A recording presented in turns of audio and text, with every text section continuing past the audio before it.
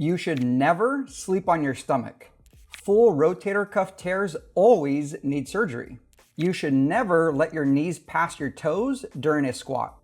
In this video, I'm going to tell you whether each of these statements and others is true or false.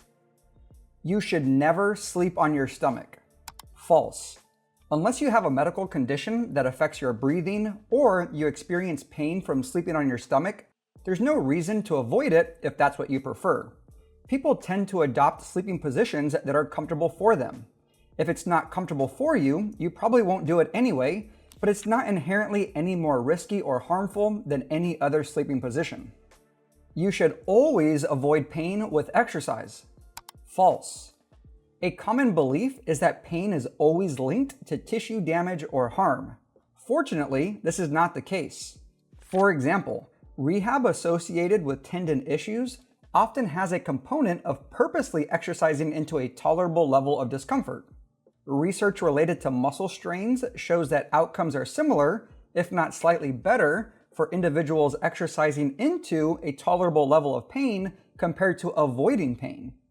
For people with persistent pain, completely avoiding pain with exercise would mean that they don't even get out of bed or off the couch if they're already in pain at rest. This is not to say that you should take a no pain, no gain approach to rehab. We just need to do a better job of normalizing pain from time to time. Kids can safely lift weights if they are supervised. True. Lifting weights doesn't stunt a child's growth, and the stress on the muscles, bones, and joints is higher from playing sports than lifting weights. It's a reason that rehab starts in a gym and gradually progresses back to a field or court. The risk of severe injuries like broken bones, torn ligaments, and even concussions is far greater while playing sports.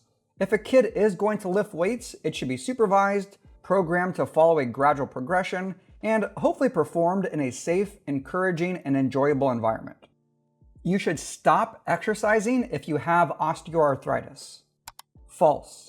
Certain exercises or activities may need to be modified or replaced if they are becoming exceedingly uncomfortable for you, but exercise should not be removed from your life. We used to think that osteoarthritis was solely caused by wear and tear, but we've learned that there's a significant systemic component to the condition.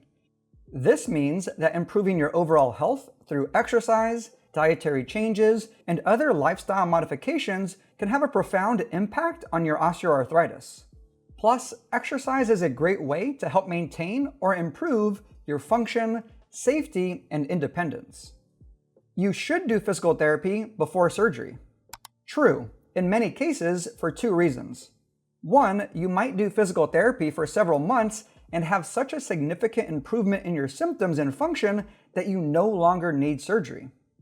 Two, going into surgery with less swelling, better range of motion, more strength, and a good understanding of the overall process generally leads to improved outcomes in the long run.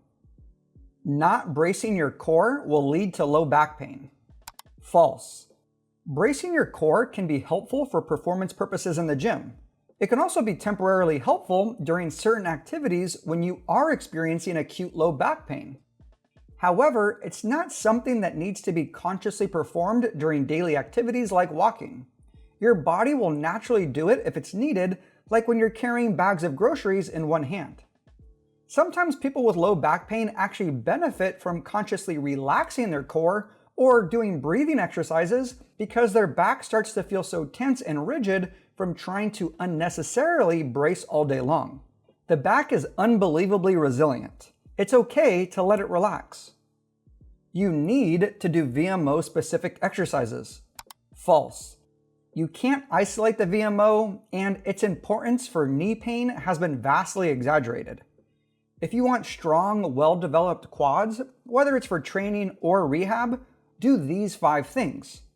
Train with a variety of exercises, train through a full range of motion, use sufficient intensity or effort, gradually progress range of motion, weight, reps, etc. Do this for weeks, months, and years.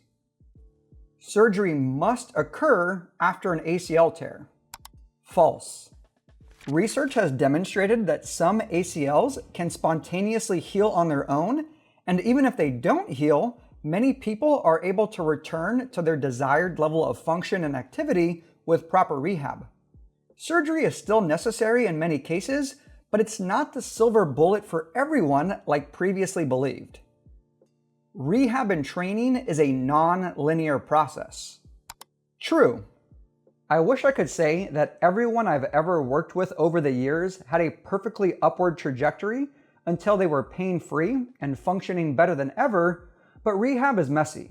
There are almost always going to be ups and downs along the way, and knowing that and setting that expectation can be helpful so you don't become demoralized when a setback does happen, because it's most likely going to be part of the process.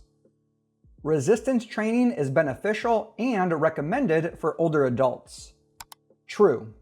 Resistance training arguably becomes more important as we get older because it can help reduce the risk of falls, the loss of muscle mass, and the development of osteoporosis. The health benefits related to the brain, heart, bones, muscles, and the entire body are countless.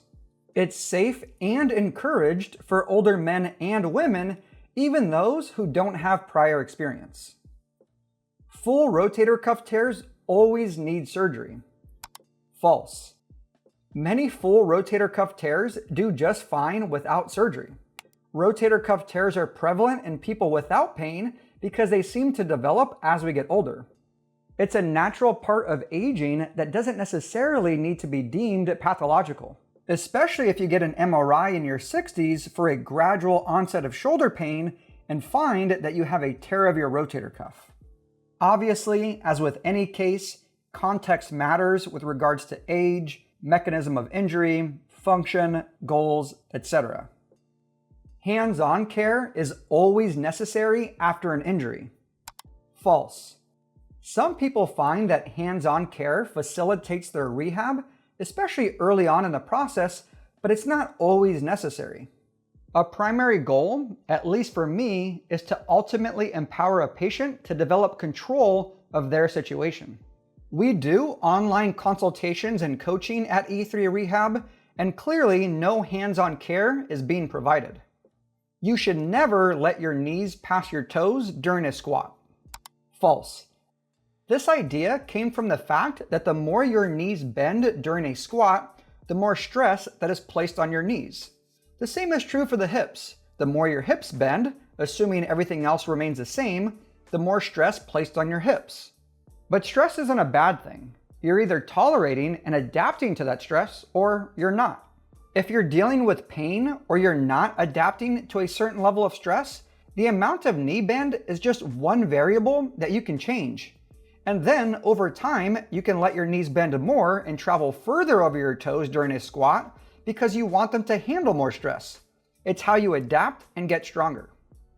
That's all I got. I wanted to keep this one short. If you liked this format, let me know, and I'll do it again in the future. Peace.